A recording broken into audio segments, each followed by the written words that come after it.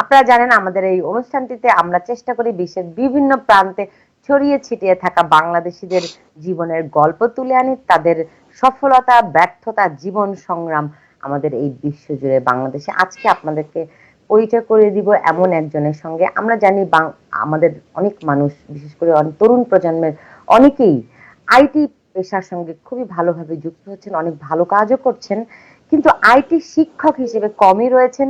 আজকে আপনাদেরকে একজন আইটি শিক্ষকের সঙ্গে পরিচয় করে দিব। তিনি শিক্ষকতা করছেন চায়নার একটি ইউনিভার্সিটিতে। তিনি আমাদের সঙ্গে যুক্ত হয়েছেন।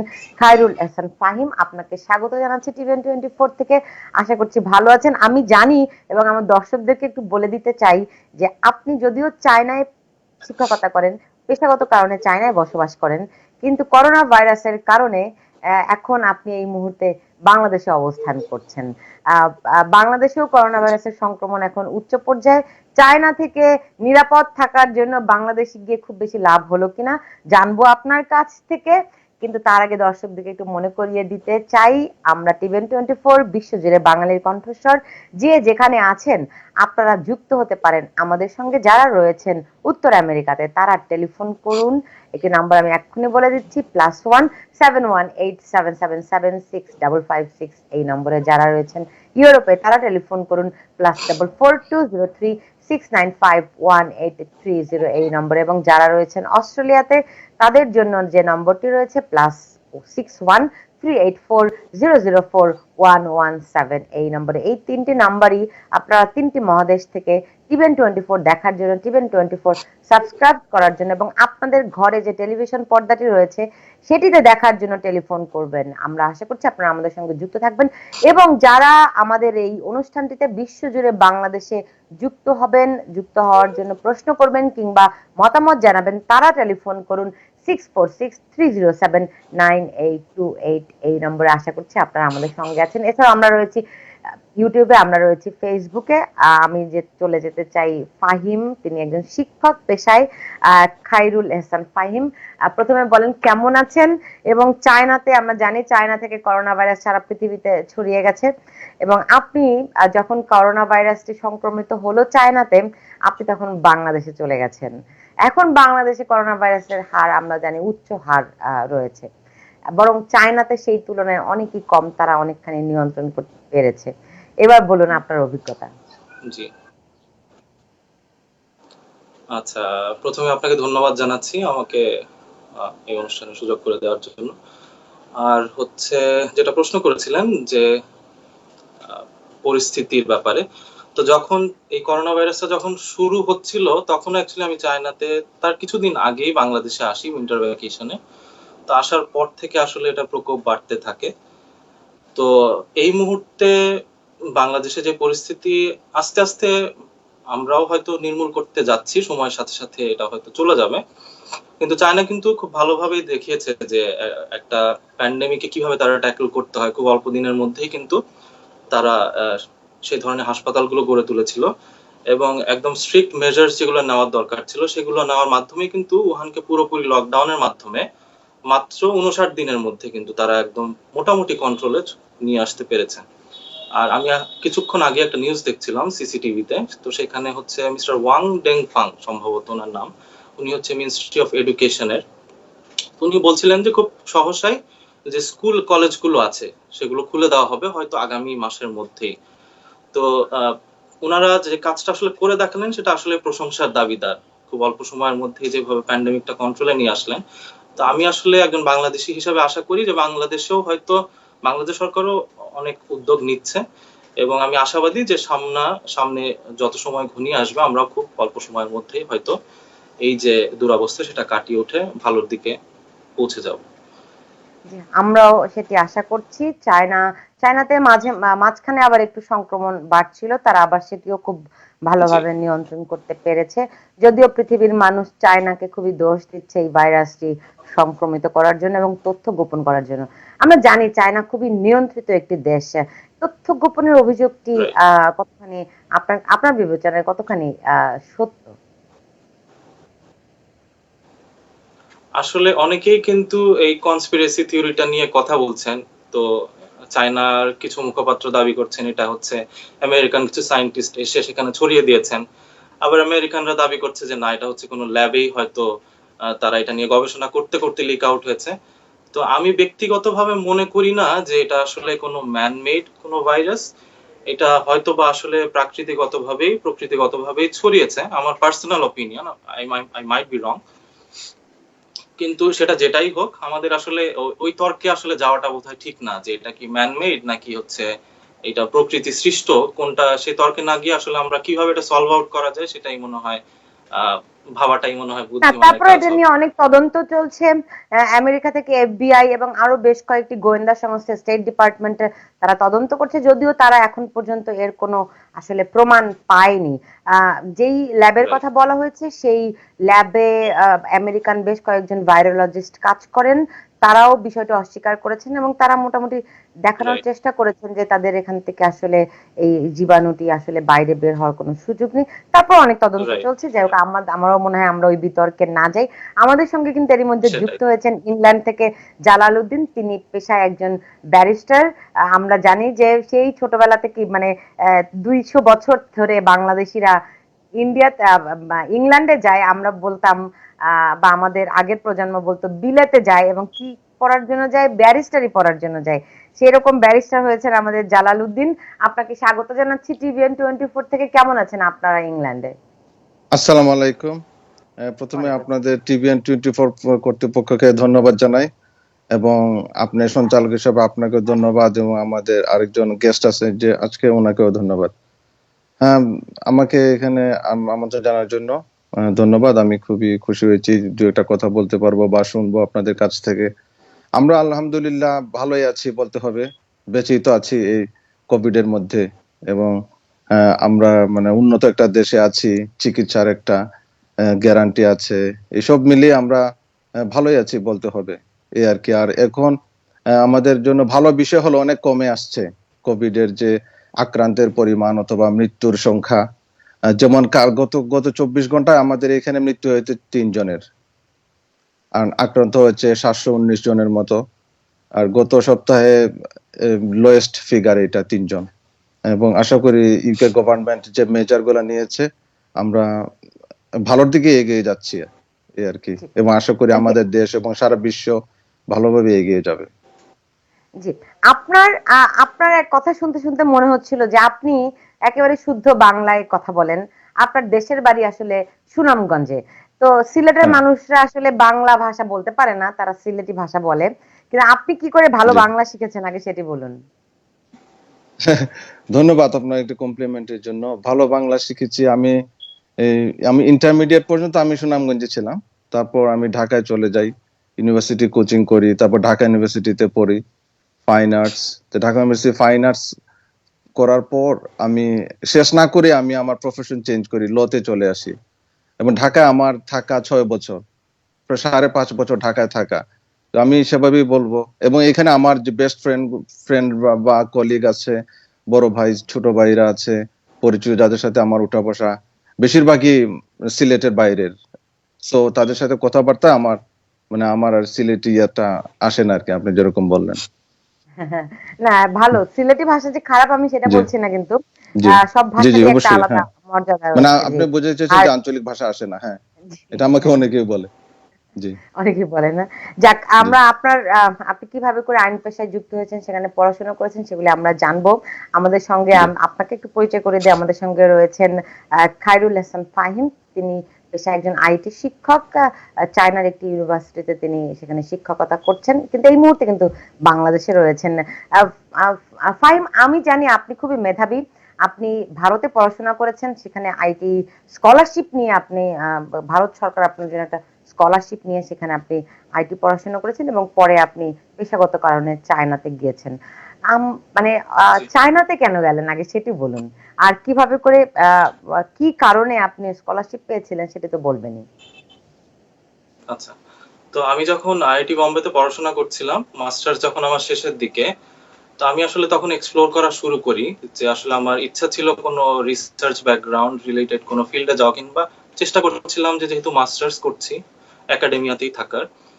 So at that time, I was applying for different jobs and scholarships. তো ওই সময়ে আসলে আমি অনলাইনে অনেকগুলা জবে অ্যাপ্লাই করি, অনেকগুলা আসলে ফেলোশিপের জন্য অ্যাপ্লাই করি। তো সামহাউ দিস ওয়ান ক্লিকড। তো ওনারা আমাকে ইন্টারভিউতে ডাকেন। তো ইন্টারভিউতে ডাকার পর আসলে 2টা ফেজে ইন্টারভিউ হয়। তো পরে ওনারা কনফার্ম করেন যে আপনি সিলেক্ট হয়েছেন, আপনার সেপ্টেম্বর থেকে আপনাদের নতুন ক্লাস স্টার্ট হবে। তো আমি যেহেতু অফারটা পেয়ে যাই সেখানে আসলে পরবর্তীতে সেখানে then I made up my mind to relocate to China at that moment. আর হচ্ছে আরেকটা প্রশ্ন করেছিলেন সম্ভবত জি, যে স্কলারশিপ, ভারতীয় ইন্ডিয়াতে যাওয়ার স্কলারশিপ ব্যাপারে। কিভাবে? জি, জি। আমি আচ্ছা, তো ভারতীয় স্কলারশিপ আসলে ব্যাচেলার্স এর পরেও আমি চেষ্টা করছিলাম। আমার যেমন ইচ্ছে ছিল, আমার মাও চাচ্ছিলেন যে আমি যেন মাস্টার্সটা করি।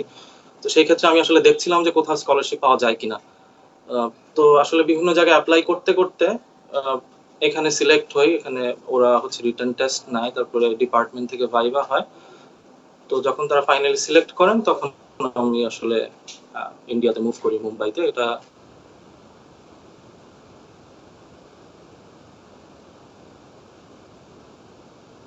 ব্যাক জি, ইন 2016, জি, বুঝতে পেরেছি। 2016 সালে।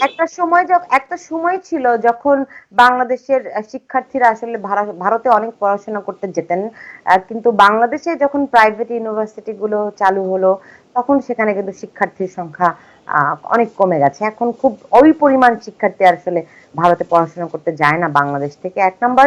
2 নাম্বার হচ্ছে গিয়ে ভারত সরকারের অনেক স্কলারশিপ রয়েছে বাংলাদেশিদের জন্য।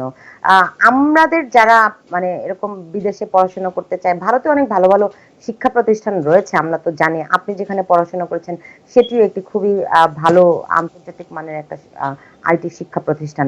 সবকিছু মিলিয়ে ভারতে পড়ালেখার জন্য, এসব স্কলারশিপ পাওয়ার জন্য শিক্ষার্থীদের কি কি প্রস্তুতি নিতে হয়?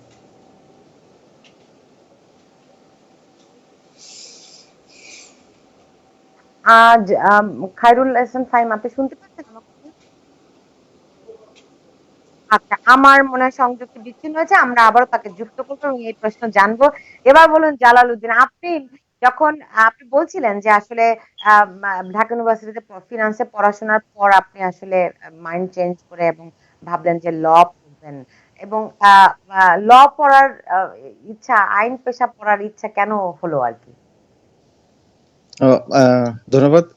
আইন পেশার ইচ্ছা মেইনলি আমার আব্বা এবং আমার আম্মা, আমার ভাই, বড় ভাই, হ্যাঁ, আমার চাচাতো ভাই, মেইনলি তাদের তিনজনের ইচ্ছা।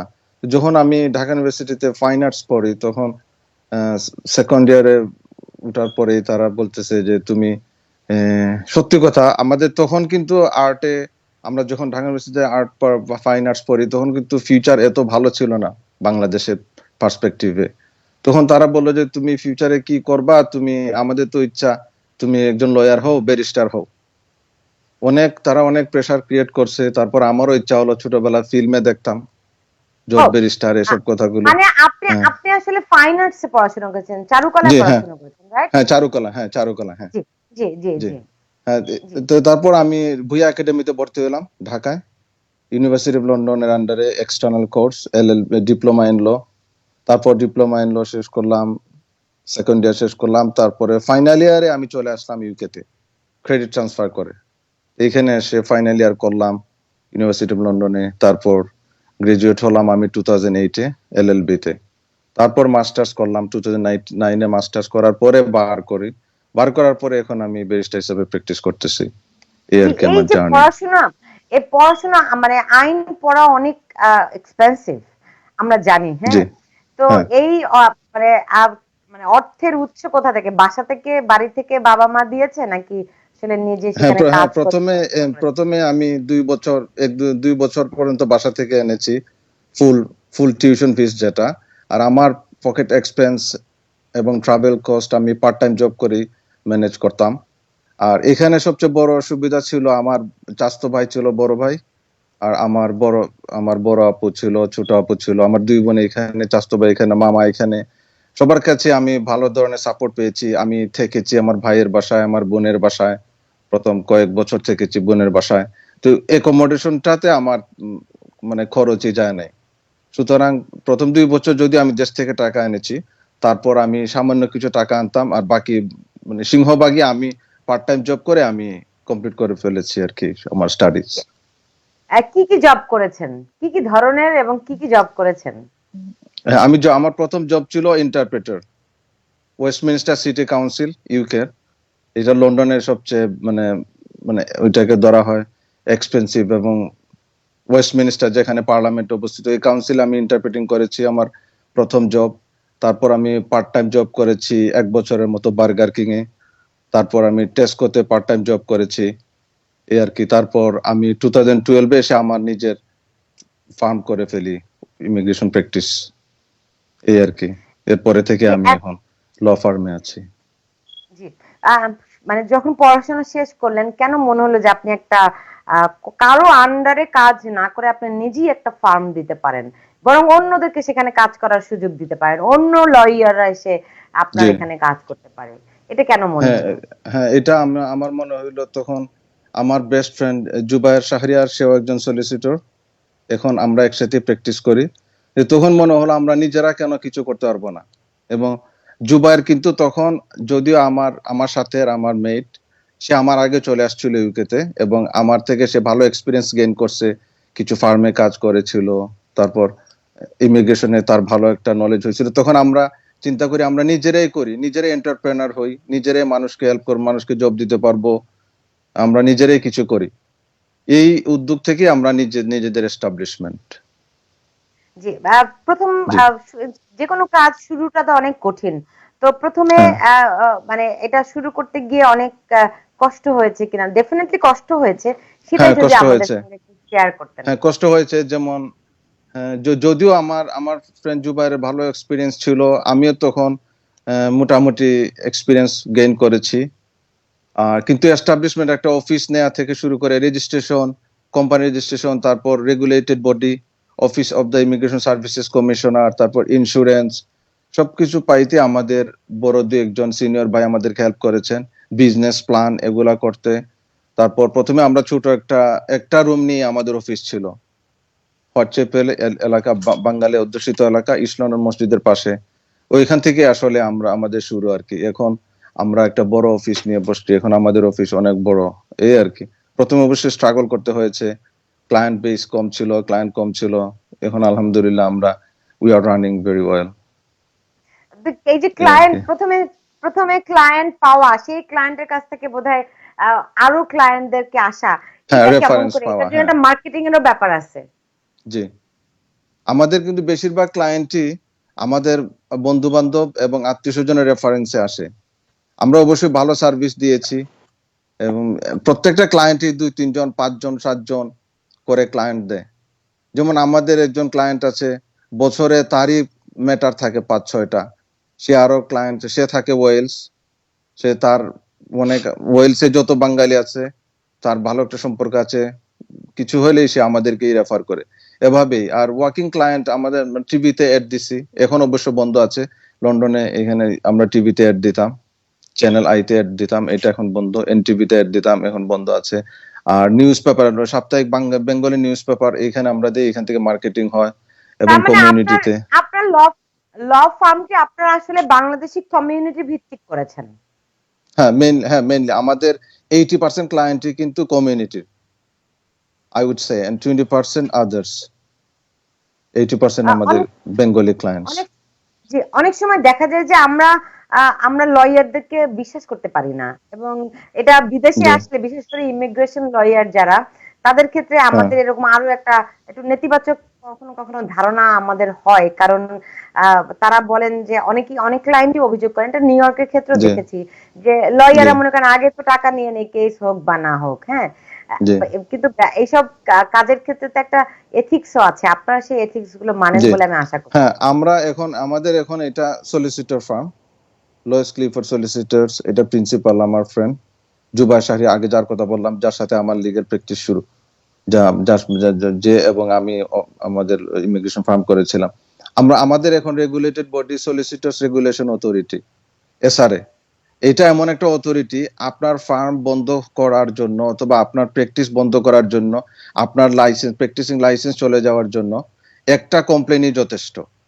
সো আমরা কমপ্লায়েন্সটা এমন ভাবে মেনটেন করতে হয়, যেমন আপনি বললেন কেস কেস উইন করুক আর কেস কিভাবে চলুক না চলুক, প্রথমে টাকা নিয়ে নেয়। আমরা আসলে এভাবে কাজ করতে পারবো না এবং করতে পারিও না, করতে চাইও না। কারণ যদি ক্লায়েন্ট একটা কমপ্লেন করে ফেলে এভাবে, আমাদের কিন্তু প্রত্যেকটা স্টেপে স্টেপে ক্লায়েন্টকে আমরা প্রথমে ক্লায়েন্ট কেয়ার লেটার দিয়ে দিই। এখানে মানে আমরা কি কি কাজ করব, কি কি করলে কি হবে, ক্লায়েন্ট আমাদের সাথে কোঅপারেট করবে, এগুলা সবকিছু দিয়ে দিই। এবং আমরা একবারে কিন্তু টাকা নেই না। অবভিয়াসলি প্রথমে আমরা বলি একটা আনুমানিক খরচ বা ফিক্সড ফিতে চলে যাই, তো ক্লায়েন্ট আস্তে আস্তে সেটা দেয়, এই আর কি। এবং আমরা নিজেরাই, আপনি যেটা বললেন রিস্কে যেতে চাই না, ক্লায়েন্টদেরকে আমরা আনহ্যাপি করতে চাই না। কারণ আমরা এটা জানি একটা ক্লায়েন্ট ব্রিংস ক্লায়েন্টস, এটা আমরা মনে করি, এই আর কি। এবং আমরা চাই না যে ক্লায়েন্ট খুশি হোক, একটা কমপ্লেন করে ফেলুক, আমাদের ফার্মটা বন্ধ হয়ে যাক। অনেক ফার্ম কিন্তু বন্ধ হয় আমাদের এখানে ইউকেতে শুধু একটা জি। কমপ্লেনের জন্যই। সো কমপ্লায়েন্সটা আমরা 100% মেনটেন করি। আবার অনেক সময় দেখা যায় অনেকে লয়ারের টাকা দিতে পারেন না, সেই ক্ষেত্রে কি আপনাদের কোনো, আমরা যেটা অনেক সময় জানি যে সোশ্যাল রেসপন্সিবিলিটি বলে কিছু জিনিস রয়েছে, সেটা হ্যাঁ, আপনারা হ্যাঁ, সেই সেবাগুলো দেন জি, কিনা? হ্যাঁ। যেমন এটা এখানে আছে লিগ্যাল এইড, সরকার পে করে। সেই ক্ষেত্রে সরকার যেমন আনডকুমেন্টেড মাইগ্রেন্টস এদেরকে কিন্তু হেল্প করে না, হেল্প করে বেশিরভাগ এই দেশে যারা যেমন ফ্যামিলি লর কেসে, ক্রিমিনাল কেসে লিগ্যাল এইড আছে। আমরা লিগ্যাল এইডে অন্তর্ভুক্ত না। কিন্তু আমরা আমরা কি করি, কেউ যদি গরিব হয় আমরা কেস নেই যে তুমি আস্তে আস্তে দাও, আস্তে আস্তে। যেমন আনডকুমেন্টেড যারা আছে এদের তো কাজই নেই, কিভাবে পে করবে। যেমন আমরা 20% পে করো, 20% তারা পে করে আত্মীয় স্বজনের কাছ থেকে বা যেভাবে পারে। আমরা অবশ্যই এটা মাথায় রাখি এবং আমি অনেকেরই হেল্প করি, বা আমরা আমাদের ফার্ম থেকে অনেকেরই একদম ফ্রি আমরা করি না, বাট এটলিস্ট 20% আমরা, যারা একদমই পারে না আমরা বুঝি, বা যে আমার একজন পরিচিত মানুষ একজনকে পাঠাইলো, সে বইলা দিল যে তারা একটু দেখো বা দেখেন, খুবই খারাপ অবস্থা, কাজ টাজ নাই, বা গরিব মানুষ, দেশেও গরিব, বা এখান থেকে নিজেও চলতে পারে না, দেশও পাঠাতে পারে না, তোমাদেরকে কি দেবে, এরকম ম্যাটার আমরা পাই। তো আমরা কনসিডার করি অবশ্যই, জি। এই আর কি। জি, আমরা বাংলাদেশে অনেকেই মানে বেশিরভাগ সময় যারা আইন নিয়ে পড়াশোনা করতে চান, তারা আসলে দেখা যায় যে ইংল্যান্ডেই ব্যারিস্টারি পড়তে যান। সেক্ষেত্রে শুধুমাত্র ইংল্যান্ডেই ব্যারিস্টারি পড়ার কারণটা কি, একটু নিশ্চয়ই আপনি আমাদের কাছে ব্যাখ্যা করবেন। কিন্তু তার আগে একটুখানি আমি খায়রুল হাসান জি, ফাহিমের কাছে আগে একটা প্রশ্ন রেখেছিলাম যে ভারত সরকারের অনেক স্কলারশিপ আছে বাংলাদেশিদের জন্য, পার্টিকুলারলি বাংলাদেশিদের জন্য আছে। তো সেইগুলো সম্পর্কে আমরা কতখানি ধারণা রাখি, এবং সেগুলোর জন্য আমরা বাংলাদেশিরা কতখানি অ্যাপ্লাইও করি সেগুলোর জন্য? আচ্ছা। জি, তো শুনতে পাচ্ছেন? যেটা বলছি প্রশ্ন করতে, আহ, আসলে ভারত সরকারের অনেকগুলো স্কলারশিপ স্কিম আছে, শুধু বাংলাদেশ না, অন্যান্য যে ডেভেলপিং নেশনস আছে তাদেরকেও তারা স্কলারশিপ প্রোভাইড করে থাকে। তো এর মধ্যে সবচাইতে বেশি যেটা পপুলার সেটা হচ্ছে ICCR, Indian council for cultural relations. তো ওইটার আন্ডারে মেইনলি যারা স্কলারশিপ হোল্ডার বাংলাদেশ থেকে সাধারণত ওই স্কলারশিপের আন্ডারেই পড়তে যান, এটা একটা। আর একটা আছে হচ্ছে এসআই স্কলারশিপ। তো সেখানে অ্যাকচুয়ালি ওইটার আন্ডারও রিসেন্ট ইয়ার্সে অনেক স্টুডেন্ট এটার এই স্কলারশিপ নিয়ে পড়তে যাচ্ছে, কিন্তু দুইটার মধ্যে বেসিক ডিফারেন্স হচ্ছে যে আইসিসিআর এ মোটামুটি সব ধরনের যা কস্ট সেটা কভার করা হয়, including your tuition fees, hostel, medical allowance, তারপর হচ্ছে আপনার ট্রাভেল অ্যালাওয়েন্স, যত রকমের ফিস আছে সবগুলা কভার করে। কিন্তু এসআই স্কলারশিপে মাত্র কভার করবে আপনার হচ্ছে টিউশন ফিস আর হচ্ছে হোস্টেল অ্যালাওয়েন্স, আর বাকি যে আপনার অ্যাডিশনাল লিভিং এক্সপেন্স মান্থলি, আর হচ্ছে আপনার আসা যাওয়া, ট্রাভেল অ্যালাওয়েন্স, এগুলো you have to bear that one on your own. এটা হচ্ছে বেসিক ডিফারেন্স। আর ইদানিংকালে আমি একটা স্কলারশিপ আমার চোখে পড়েছে, যেটা হচ্ছে কনভেনশনাল যে স্কলারশিপ স্কিম সেটার বাইরে, সাধারণত মেডিসিন নিয়ে যারা পড়তে চায়, মানে অ্যালোপ্যাথি লাইনের বাইরে হোমিওপ্যাথি কিংবা আয়ুর্বেদ এগুলো নিয়ে যারা পড়তে চায় তাদেরও কিন্তু একটা বিশাল পড়াশোনার সুযোগ রয়েছে। সেটা ব্যাচেলার্সে হোক, মাস্টার্সে হোক কিংবা পিএইচডি লেভেলে হোক, 3 ধরনের স্টেজে কিন্তু পড়াশোনার সুযোগ রয়েছে। এবং এতে যে পরিমাণ স্টাইপেন্ড আসলে তারা প্রোভাইড করে, it's more than enough for one person. তো 18,000 রুপিস তারা প্রোভাইড করছে পার মান্থ। তো ইন্ডিয়ার যে কোনো স্টেটে সেটা খুব যদি এক্সপেন্সিভও হয় সেক্ষেত্রেও I would say it's a pretty good amount, আর it's really more than enough for one person. আর হচ্ছে আমি বাংলাদেশি স্টুডেন্টদেরকে বলবো যারা আসলে এটা সম্পর্কে জানে না তাদেরকে আসলে ইন্ডিয়ান হাই কমিশনের ওয়েবসাইটে চোখ রাখতে নভেম্বর বা ডিসেম্বরের দিকে। তখনই আসলে HCR যে অফিসিয়াল ওয়েবসাইট আছে সেখানে এই সকল অ্যানাউন্সমেন্ট গুলো তারা পাবে। সেই অনুযায়ী অ্যাপ্লাই করলে তারা ফার্স্টে একটা রিটেন এক্সামের জন্য কল করে, ইংলিশ প্রফিসিয়েন্সি টেস্ট। তারপর সেখানে সিলেক্ট হলে আপনারা ভাইবার জন্য মানে কল করা হবে। তারপরে হচ্ছে রেসপেক্টিভ ইউনিভার্সিটি থেকে হচ্ছে ডিপার্টমেন্টাল যে ইন্টারভিউ। অনেক ক্ষেত্রে ডিপার্টমেন্টাল ইন্টারভিউ গুলো হয় ভালো যে ইউনিভার্সিটি গুলো সেগুলোতে হয়, আবার অনেক ক্ষেত্রে যেগুলো মিড রেঞ্জের বা একটু লো রেঞ্জের সেগুলো কিন্তু ওই ডিপার্টমেন্টাল ইন্টারভিউটা হয় না। তো বাংলাদেশি যারা স্টুডেন্ট আছে যারা হয়তো বিভিন্ন প্রাইভেট ইউনিভার্সিটিতে পড়ার ডিসিশন নিতে যাচ্ছে বা হয়তো বিভিন্ন জায়গায় হয়তো মেধাবী কিন্তু কোনো কারণে হয়তো পরীক্ষাটা দেওয়া হয়নি বা চান্স পায়নি, তারাও কিন্তু এই সুযোগটা লুফে নিতে পারে আমার মনে হয়। জি আর যদি এডুকেশন ওয়াইজ আপনি বলেন সেক্ষেত্রে Indian quality is far better than Bangladesh, এটাতে আসলে কোনো সন্দেহ নেই। জি এই আর কি। বাট আপনি আপনার কাছে আমি একটা বিরতিতে যাব, কিন্তু একটা প্রশ্ন থাকলো আপনার কাছে যে চায়নাতে শিক্ষকতা করতে গিয়ে আপনি কি চাইনিজ ভাষাতে করছেন নাকি ইংরেজি ভাষাতে করছেন, এটা একটা থাকলো। আর ভাষা নিয়ে নিশ্চয়ই অনেক বিড়ম্বনায় পড়েছেন, সেগুলি জানবো। চাইনিজ ভাষা নিশ্চয়ই আপনার শিখতে হয়েছে। সামগ্রিক সব বিষয় নিয়ে আবারও ফিরবো, কিন্তু নিচ্ছে একটা ছোট্ট বিরতি, ফিরছে একটু পরেই, সঙ্গেই থাকুন।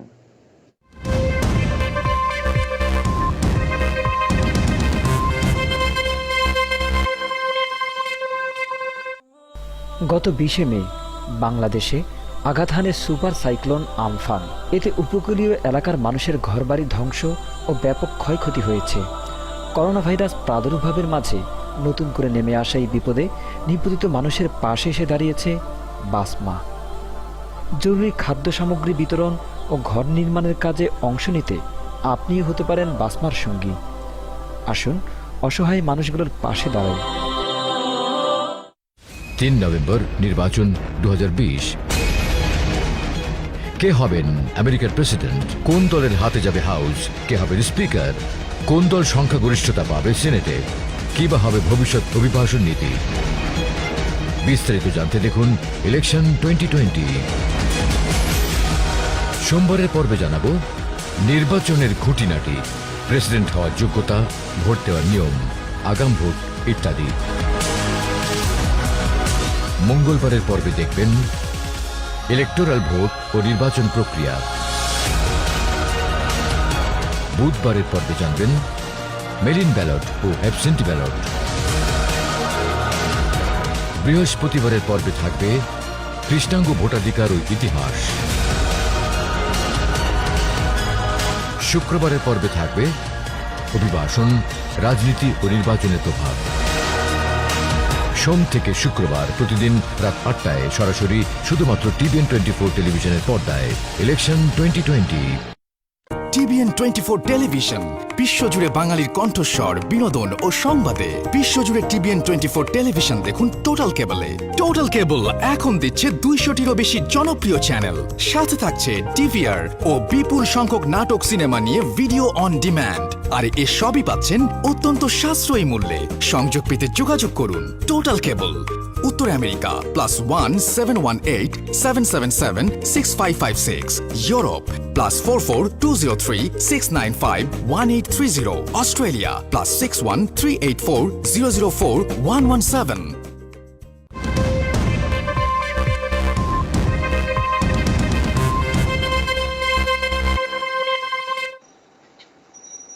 বিরতির পরে আরো একবার স্বাগত। দেখছেন বিশ্বজুড়ে বাংলাদেশ, এবং আমরা আজকে রয়েছি ইংল্যান্ডে এবং চায়নাতে। চায়নায় রয়েছেন খায়রুল হাসান ফাহিম, তিনি পেশায় শিক্ষক, এবং ইংল্যান্ডে রয়েছেন জালাল উদ্দিন, তিনি ব্যারিস্টার।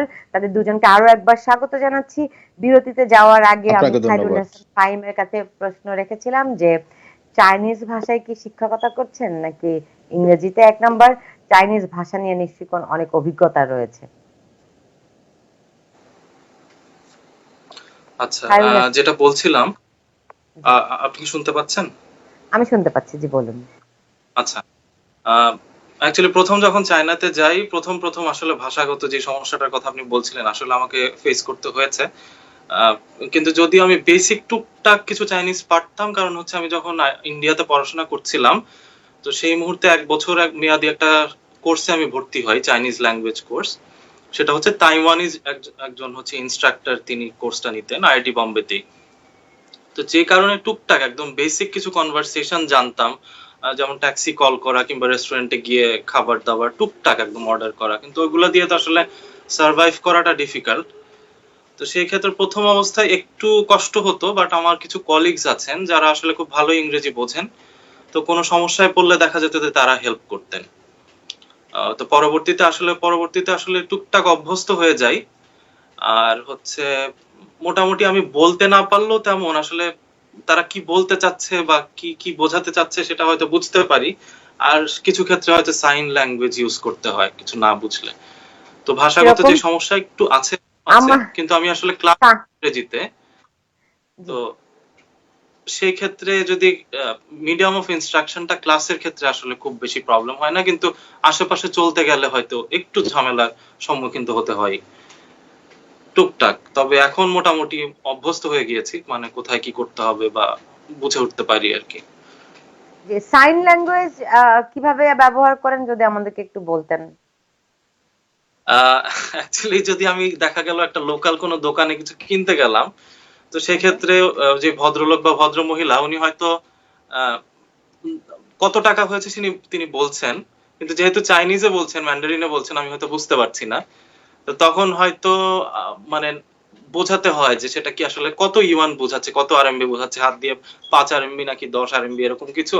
তো ওনারাও একটা মজার এক্সপিরিয়েন্স হচ্ছে, অনেক সময় যদি আমিও বোঝাতে অক্ষম হই, দেখা যায় যে উনি ভদ্রলোক বা ভদ্রমহিলা যিনি বিক্রি করছেন, তিনি হয়তো ক্যালকুলেটর বের করে আমাকে সাহায্য করছেন যে কত হয়েছে, উনি কি টিপে টিপে দেখাচ্ছেন যে আসলে প্রাইস হয়েছে আপনার 20 আরএমবি কিংবা 30 আরএমবি এমন। তো এমনি আমার আসলে যে অভিজ্ঞতা, যে লোকাল যারা কমন পিপল চায়নাতে, আমি মোটামুটি মনে হচ্ছে তারা বেশ ফ্রেন্ডলি এসব ব্যাপারে।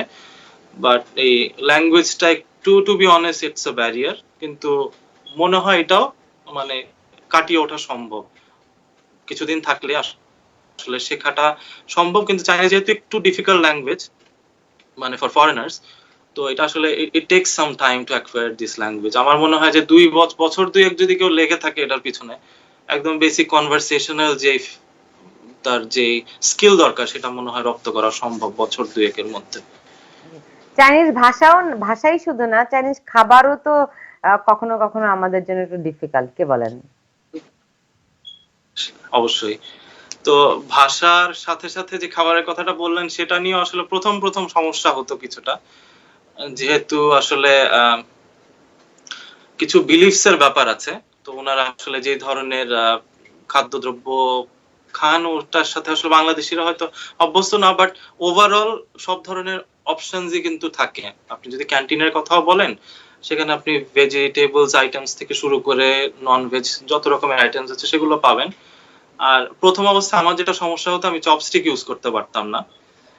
তো আমার জন্য আসলে খুব বেশি সময় লাগেনি, আমার মনে হয় সপ্তাহ 2 এর মতো সময় লেগেছিল চপস্টিক ইউজ করা শিখতে। তো পরবর্তীতে আসলে খুব একটা সমস্যা হয়নি, বাট প্রথম মাসখানেক যখন আসলে আমি ঠিক মতো কিছু চিনতাম না, বা দোকানে যাওয়া কিছু অর্ডার করা একটু সমস্যা হতো। তো পরবর্তীতে আসলে আমি আসলে এগুলা মানে নিজে নিজেই করতে পারি আর কি, এখন আর কি নিজে নিজে একা একা সব করতে পারি। সবকিছু আসলে অভ্যাস, চাইলেই সবকিছু পারা যায়। আপনি আমাদেরকে আরেকটা জিনিস বলেন, আপনি যেখানে পড়াশোনা করান সেখানে আপনার শিক্ষার্থীরা কি চাইনিজ নাকি অন্য দেশের মানুষ? আচ্ছা, বেশ ভালো প্রশ্ন করেছেন। আমার আসলে কোর্স থাকে সেমেস্টারে হয়তো 2টা বা 3টা, ইট ডিপেন্ডস। তো দেখা যায় যে আহ, এমন হয় যে একটা কোর্স হয়তো চাইনিজ স্টুডেন্টদের আর একটা কোর্স হয়তো ফরেন স্টুডেন্টদের নিতে হয়। আবার উল্টোটাও হয়, আসলে কোনো ফিক্সড না। কিন্তু ফার্স্ট সেমেস্টারে আমার সবগুলো কোর্সই চাইনিজ স্টুডেন্টদেরই ছিল। প্রথম অবস্থায় যখন যাই তখন প্রায় 60-70 জন স্টুডেন্ট ছিল এক একটা ক্লাসে, কোর্স ছিল আপনার প্রায় 2টা। তো সেই ক্ষেত্রে প্রথম অবস্থায় সব চাইনিজ স্টুডেন্টই ছিল। পরবর্তীতে যখন ফরেন স্টুডেন্ট আস্তে আস্তে বাড়তে থাকে আমাদের ইউনিভার্সিটিতে, তখন ইউনিভার্সিটি অথরিটি ডিসাইড করে যে ফরেনারদের ক্লাসটা সেপারেট করতে, আর হচ্ছে চাইনিজদেরটা আলাদা রাখতে আর কি। যেহেতু ফরেন টিচার্সই আছেন বেশ কয়েকজন, তো অথরিটি ডিসাইড করলো যে ফরেন টিচার্সদের থ্রুতেই ফরেন স্টুডেন্ট যারা তাদের হচ্ছে টিচিংটা যেন করানো হয় আর কি। তো পরবর্তীতে আসলে এখন যেটা হচ্ছে, আমি মোটামুটি ফরেন স্টুডেন্টস যারা আছে তাদেরই ক্লাস নিচ্ছি আপাতত। ওকে। কিন্তু যখন যখন চাইনিজদের স্টুডেন্টদের ক্লাস নিতেন, তখন কিভাবে তাদেরকে ম্যানেজ করতেন? নার্ভাস ফিল করতেন আচ্ছা, কিনা? ভালো প্রশ্ন করেছেন। প্রথম অবস্থায় নার্ভাসনেস একটু কাজ করেই, প্রথম অবস্থায় তো নার্ভাসনেস একটু ছিলই। তো তবে আমার কাছে কাছে মনে হয়েছে যে চাইনিজ স্টুডেন্টরা বেশ, সবার কথা বলবো না, but 2/3 of the students are very meritorious, আর হচ্ছে ওরা খুব শার্প। আর মনে হয়েছে তারা হচ্ছে, তাদের একটা প্রবলেম আছে, সেটা হচ্ছে ওরা মানে ইংলিশ ল্যাঙ্গুয়েজে অতটা তাদের এক্সপার্টিজ লেভেল অতটা হাই না, মানে টু বি অনেস্ট।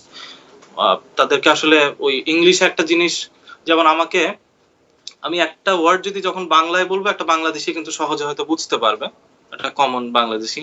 এই একই জিনিস যদি আমি ইংলিশে ট্রান্সলেট করে আবার বলি, অনেকে হয়তো সেটা ধরতে পারবে না। তো চাইনিজদের মধ্যে এই জিনিসটা আসলে আছে। কিন্তু তারা যেটা করতো যে মোটামুটি বেশ এফোর্ট দিত, আমি দেখতাম ক্লাসে। আর যদি না পারতো, পরবর্তীতে আমার সাথে হয়তো তারা উইচ্যাটে কিংবা কিউ আছে, এটা হচ্ছে সোশ্যাল মিডিয়া ওদের একটা, তো দেখা যেত কনস্ট্যান্টলি আমাকে মানে পিং করতো যে স্যার এটা কি হবে বা ওইটা কি হবে। তো দেখা যেত যে আমি হয়তো ওই জিনিসটা না পারলেও, ওইটার আমি যেটা করতাম যে আমার ইংলিশ পিপিটিটার সাথে পারলে যদি সম্ভব হতো ওইটার একটা ট্রান্সলেটেড ভার্সন ওদেরকে সেন্ড করে দিত, ওরা দেখতো, দেখে পরবর্তীতে হয়তো আমাকে আবার পিং ব্যাক করতো যে স্পেসিফিক এই জায়গাটা বুঝতে পারছি না, তখন হয়তো আমি তাদেরকে হেল্প করতাম আর কি। তো এইভাবেই আর কি মোটামুটি। এখন তো মোটামুটি তারা অভ্যস্ত হয়ে গিয়েছে, এখন বেশ ভালোই করছে। আপনিও সেই প্রথম দিকের জড়তা কাটিয়ে ফেলেছেন, সেটিও একটি ভালো জিনিস। আমি একটু যেতে চাই ইংল্যান্ডের জালালউদ্দিন, আপনার কাছে প্রশ্ন রেখেছিলাম যে সবাই কেন ইংল্যান্ডেই ব্যারিস্টারি পড়তে যায়? হ্যাঁ, ইংল্যান্ড আসলে মানটা কিন্তু সবখানেই সমান। ইংল্যান্ড বলেন, নিউজিল্যান্ড বলেন, কানাডা এবং অস্ট্রেলিয়া, সবখানেই। তো আমরা ছোটবেলা থেকে একটা ট্রেডিশন যে ইংল্যান্ডে বেশিরভাগ মানুষ আসছে, ইংল্যান্ড থেকে বার করে আসতেছে। আমরা অনেক প্রথম যারা যেতেন বাংলাদেশে এখানে বার করে, বা তাদের নেক্সট জেনারেশন, অথবা আর মেইনলি কিন্তু মুখ থেকে শুনেই, যেমন ইংল্যান্ডে অনলি বার করায়, আসলে আরো 3টা দেশ করায়, যেমন আমি উল্লেখ করেছি নিউজিল্যান্ড, অস্ট্রেলিয়া এন্ড কানাডা। আর তার আরেকটা বড় কারণ হলো ইউনিভার্সিটি অফ লন্ডনের এক্সটার্নাল কিন্তু বাংলাদেশে অনেক আছে। তারপরে এখন নটিংহাম ইউনিভার্সিটিরও এক্সটার্নাল আছে, ইউনিভার্সিটি অফ নর্থাম্বরিয়া। এই 3টা ইউনিভার্সিটি কিন্তু ইউকের, যে এলএলবি বাংলাদেশে করাচ্ছে।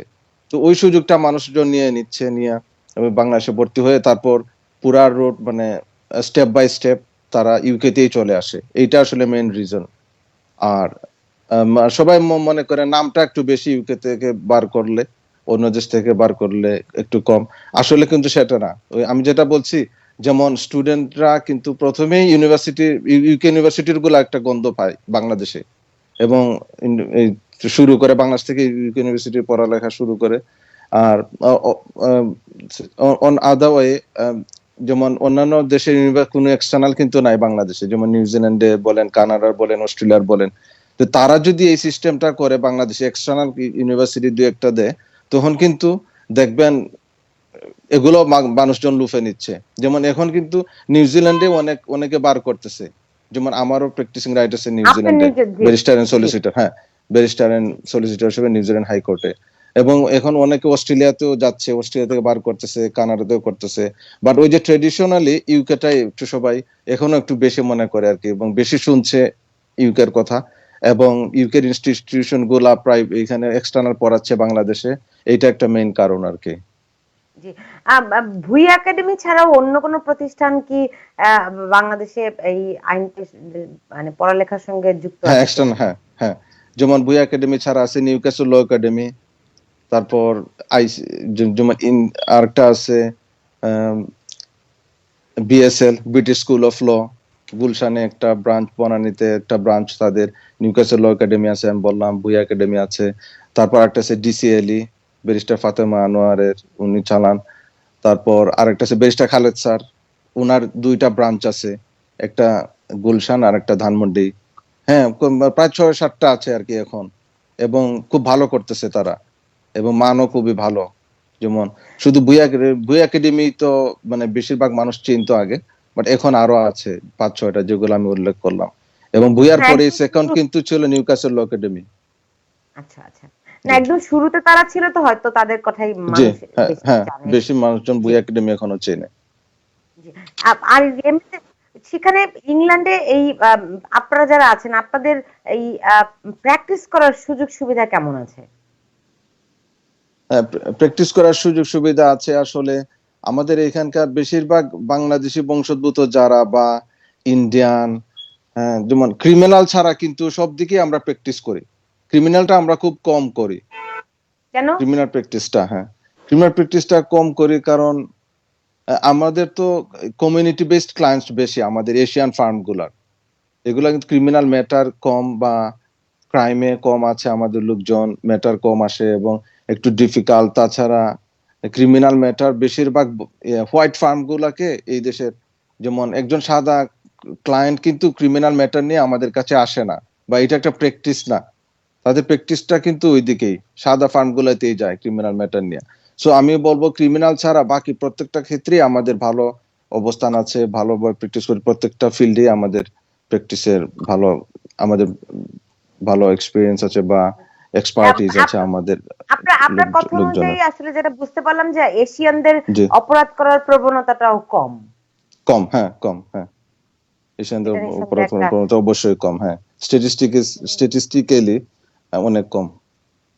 You R right. এটা নিঃসন্দেহে একটা ভালো কথা। হ্যাঁ, কিন্তু ভালো আপনারা ভালো কথা। সবসময় কেন কমিউনিটি বেসডই থাকেন? কেন জি, কমিউনিটি বেসড প্র্যাকটিস গুলোর মধ্যে থাকেন? কমিউনিটি ক্লায়েন্টদের কি কেন সবসময় টার্গেট করেন? কেন অন্য কমিউনিটিকেও নিজেদের সঙ্গে হ্যাঁ, যুক্ত করেন? জি। না, আমরা করি, আমরা টার্গেট করি না কমিউনিটি ক্লায়েন্টদেরকে। কমিউনিটি ক্লায়েন্টরা কিন্তু আমাদের টার্গেট করে। আচ্ছা, এটা ধরেন ওই যে আমাদের আরেকজন অতিথি বললেন না, ভাষাগত একটা ব্যাপার আছে, কমফোর্টনেস আছে। একটা জিনিস আমাদের কাছে যেভাবে বলবে, যেমন আমাদের প্রত্যেকটা, আমাদের বেঙ্গলি বলেন, পাকিস্তানি, ইন্ডিয়ান বা মাইনরিটিস দ্বারা পরিচালিত যেসব ফার্মস গুলো আছে, সবখানে কিন্তু আমরা একটা ইয়ে রাখি। যেমন এখানে বাংলা ভাষায় কথা বলা হয়, সিলেটিতে কথা বলা হয়, হিন্দি, উর্দু, অ্যারাবিক কথা বলা হয়। এইটা কারণটা কি, ক্লায়েন্টরা কমফোর্টেবল ফিল করে। আর আমি যেটা বলি, সাদাদের কাছে যাইতে কমফোর্টেবল ফিল করে। এবং আমাদের যারা এই আফ্রিকান আছে বা আপনার কালো ব্যাকগ্রাউন্ডের যারা, তারা তাদের কাছে যাইতে মানে পছন্দ করবে। শ্রীলঙ্কান ক্লায়েন্টসরা শ্রীলঙ্কান ফার্মে যায়। এটা এখানে একটা প্র্যাকটিস, এখানে কমফোর্টনেস। যেমন আমি যদি ঢাকায় থাকতাম, আমার বেশিরভাগ কেস কিন্তু সুনামগঞ্জ, সিলেট থেকে আসতো। এখনো এখানে আমার যেসব কেস, বেশিরভাগ কেস কিন্তু সুনামগঞ্জ, সিলেট থেকে আসে। আমি বলবো এটা কমফোর্টনেস। এবং আমিও যদি এক জায়গায় যাই, প্রথমে আমি খুঁজবো এখানে, যেমন আমি যখন নিউজিল্যান্ডে ছিলাম, আমি বাঙালি মানুষ কয়জন আছে, কেমন আছে, এদেরকে আগে খুঁজে বের করছি।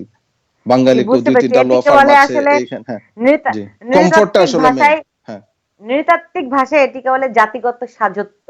মানে নিজের হ্যাঁ, জাতির প্রতি এক ধরনের একটা নিজের ভালোবাসা, হ্যাঁ একদম, হ্যাঁ ভালো টান, হ্যাঁ অনুভূতি থাকা। হ্যাঁ। এটা জি নিশ্চয়ই জি, সব কমিউনিটির মধ্যেই রয়েছে, সুতরাং কমিউনিটির হ্যাঁ প্রতি যুক্ত থাকাটাও সব, হ্যাঁ খুব জরুরি। জি, হ্যাঁ আমাকে আজকে শেষ করতে হচ্ছে। আপনাদের দুজনকে অনেক জি। ধন্যবাদ জানাচ্ছি আজকে আপনাকে আমাদের সঙ্গে ধন্যবাদ, হ্যাঁ যুক্ত থাকার জন্য।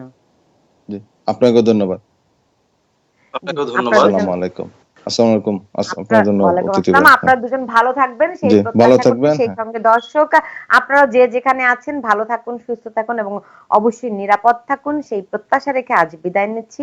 সবাই ভালো থাকুন।